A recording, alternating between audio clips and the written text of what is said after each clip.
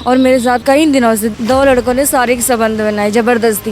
फिर मेरे को वहाँ पे बंदी बना के मेरे पे दबाव डाला गया कि अगर तूने ये बात किसी को बताई तेरे परिवार वालों को मार देंगे। तो भाई फिलहाल भिवानी का चर्चित हत्याकांड यानी कि मनीषा हत्याकांड जिसकी गुत्थी अब तक सुलझी कोनी है, जिसकी आग अब तक सुलगन लग रही है पूरे देश में, और भाई उसका कोई अता पता नहीं, कोई गिरफ्तारी नहीं हुई है।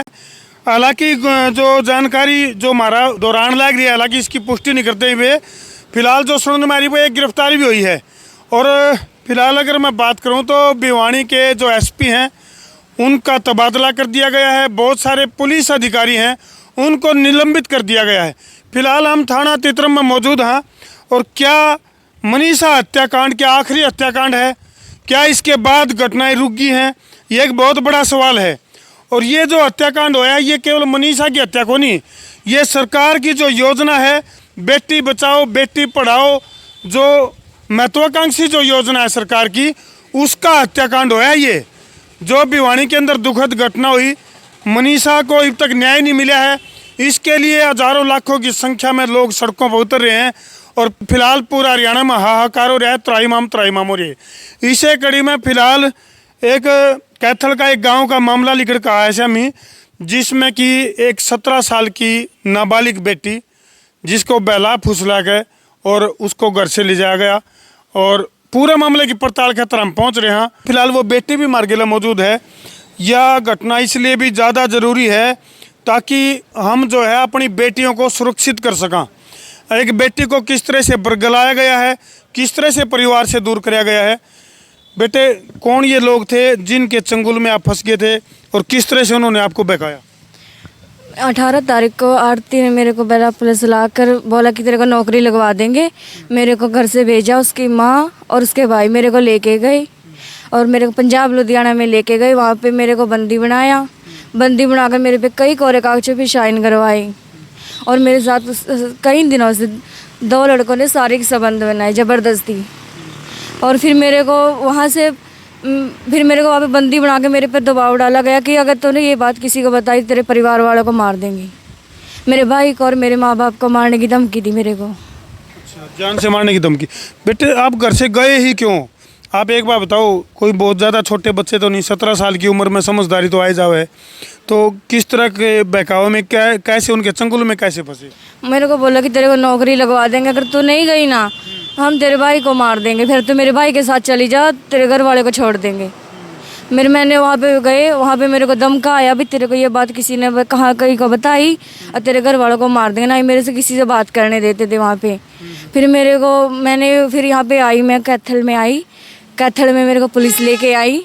पुलिस ने मेरे से बयान लिए, मेरे से ज़बरदस्ती ये क्या है कि तेरे को ये बोलना है कि तू जाके वहाँ पे, ना ही तो तू मेडिकल करवाएगी। मेरे को ये बोला कि तू मेडिकल नहीं करवाएगी, ना ही तू बयान भी ये देगी। ज़बरदस्ती बयान दिलवाए मेरे से। ये बात किसने कही? ये पुलिस वाले ने बोला, अमरजीत ने। अच्छा। कि मेडिकल में मेरे को हॉस्पिटल में लेके गई। हॉस्पिटल में ले जाने के बाद डॉक्टर ने कहा कि इसके साथ कोई घर वाला आया जब ही मेडिकल करेंगे। पुलिस वाले ने बोला कि मैं आई हूँ इसके साथ, अब इसका मेडिकल करो। फिर मेरे को ये बोला कि इसमें साइन करवा दिए इन्होंने। मैडम ने भी कई कागज़ों पे साइन करवाए मुझसे, कोरे कागज़ पे।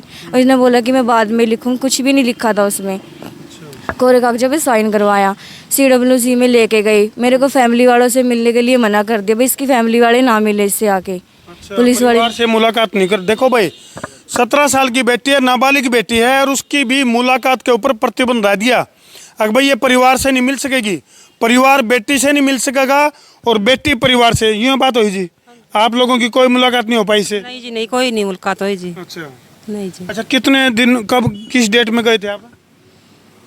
यहाँ से घर से 18 तारीख को गई थी। 18 तारीख को? हाँ, मेरे को ले गई। फिर मेरे को CWC से बोला कि इसको अनाथ आश्रम में डाल दो, इसके घर वाले के पास नहीं भेजना इसको। फिर मेरे को अनाथ आश्रम में, तो मेरे 11 तारीख फिर मेरे भाई गई। मैंने बोला भी मैं घर जाऊंगी। अच्छा, उनके चंगुल से कब आज़ाद हुए फिर? 11 तारीख को। किस तरह से छूटे उनसे?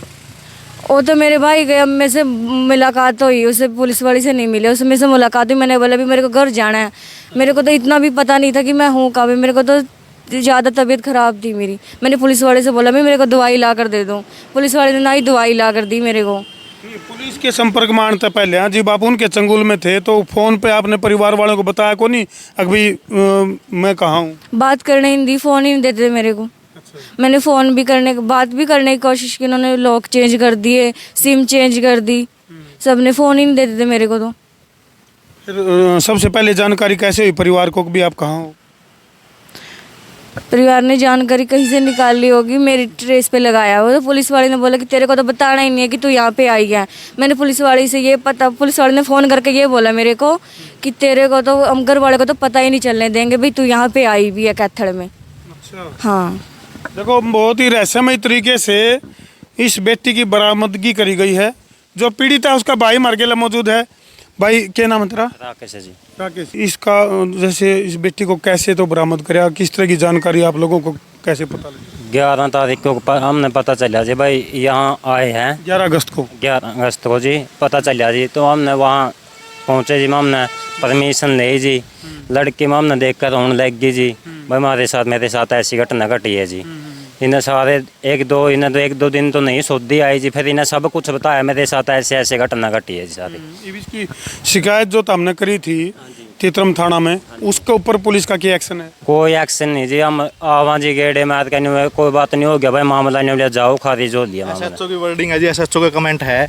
मैं मिला था एसएचओ से, एसएचओ ने ये कहा कि लड़के वालों की तो गलती होती ही नहीं है, कभी भी नहीं होती। ये कमेंट एसएचओ ने दिया है मेरे को। इस तरह के कमेंट पास कर रहे कमेंट पास कर रहे थे कि लड़कों की गलती नहीं होती है, सारी की सारी लड़की की गलती होती है, लड़की अपने आप गई है, ऐसा बोला है। हमने जैसे ही बरामद कर लिया लड़की को, उसके बाद भी मिलने नहीं दिया। ये पेचीदा सवाल है, लड़की को पुलिस ने बरामद कराया या परिवार ने बरामद? पुलिस ने बरामद किया जी लड़की को। हमको शक था ये जो इसकी ये लड़का है, इसकी वाइफ ने ही इसको भगाया है लड़की को मिलके अपने भाई के साथ जी। इस तरह का डाउट है आपको? जी। चलो भाई, फिलहाल मामला काफ़ी पेचीदा है। और उम्र को लेकर अगर मैं बात करूं, हालांकि देखो जी, जिस परिवार में बेटी 17-18 साल रहे है और फिर किसी के बहकावों में आके और परिवार से दूरी बना ली है, तो ये भी बहुत ज़्यादा चिंता का विषय है। परिवार के पास पूरे के पूरे जो सर्टिफिकेट हैं, सबूत हैं, वो मौजूद हैं, जिसमें कि लड़की की जो उम्र है कितनी, इसमें कागजाम 17 साल कागजाम है, जो इनके पास जो डॉक्यूमेंट हैं उसके हिसाब से लड़की की उम्र 17 साल है। और उस हिसाब से जो पुलिस की कार्रवाई बना है, पुलिस का जो एक्शन बना है, उसमें एक्शन में कोई रिएक्शन दिखाई नहीं देता। और जो थाना तितरम के जो एसएचओ हैं, उनका बयान जो बताया जा रहा है वो काफ़ी शर्मसार कर देने वाला है। अगर बिना किसी पूरी पड़ताल के न्यू कहना अगर इसमें तो लड़की आने की गलती बिल्कुल होती नहीं जी, बिल्कुल होती नहीं। हाँ, अपनी मर्जी से गई है। और क्या नाम है, जो धारा लगा रखी है आईओ ने इसके ऊपर, वो बंधक बनाने की लगा रखी है ओनली। ना कोई मेडिकल जांच करवाई इसमें लड़की की, वो जो मिल जाती है तो लड़की की मेडिकल जांच भी होती है, उसके अंदर पोस्को लगती है, पोक्सो भी नहीं लगा रखी, वही भी नहीं कर रखी जी। तो ये देखो भाई, अगर मैं बात करूं भिवानी के अंदर जो डाणी लक्ष्मण, जहां एक जो निर्दोष टीचर है मनीषा, जिसका बहुत ही बेरहमी से कत्ल कर दिया जावा है, तो अब लग उसकी गुत्थी सुलझी कौन थी। और पुलिस की लापरवाही के कारण बहुत सारे पुलिस अधिकारियों को निलंबित कर दिया गया वहाँ पे। और इसके साथ साथ भिवानी के जो एसपी हैं उनका भी तबादला कर दिया गया। और कुछ इसी तरह की लापरवाही के जो मामले हैं वो अलग अलग जगह तान लग रहे हैं। तो भाई बेटी सुरक्षित कैसे होगी, ये एक बहुत बड़ा सवाल है। नारा तो बहुत अच्छा लगा है भी, बेटी बचाओ बेटी पढ़ाओ, जबकि ये जो तस्वीरें कुछ और बयां कर रही हैं। बेटी की बात करें या परिवार की बात करें तो न्याय के लिए दर दर की ठोकर खाने लग रहा है। एफआईआर नंबर क्या है इसका, इस मामले है 120 जी। 120 जी। थाना तितरम में 120 एफआईआर नंबर है। और जो उच्च अधिकारी हैं उन तो हम अपील करेंगे कि इस मामले का संज्ञान लेकर पूरा मामला का दूध और पानी का पानी कराया जावे और बेटी को और परिवार को न्याय दिलाया जावे। भाई कौन वो दरिंदे हैं, किस तरह से परिवार की बेटियों को बहला फुसला के और गुमराह करके और इस तरह की दुखद तस्वीरों को अंजाम दे हुए हैं, तो ये काफ़ी दुखद घटना है। फिर वही कहेंगे, क्या मनीषा हत्याकांड के बाद पुलिस प्रशासन की अगर मैं बात करूं, क्या उसकी नींद जागी है? क्योंकि पुलिस के ऊपर भी बहुत आरोप जो है ये परिवार लगाने लग रहा है। भी उसमें जो छानबीन का जो मामला था, कई सारे आरोप हैं। परिवार की हालत हम देख सको, लाचार और बेबस पिता जो खुद बीमार भी हैं। लेकिन क्या जिस दिन बेटी पैदा हुआ है घर में, क्या इस दिन के लिए हुआ है कि भाई वो बेटी सुरक्षित नहीं रह पावे? 18 तारीख ने जी मेरी मम्मी ने लड़की भेज दी, वो सामान लेने भेजी होगी जी।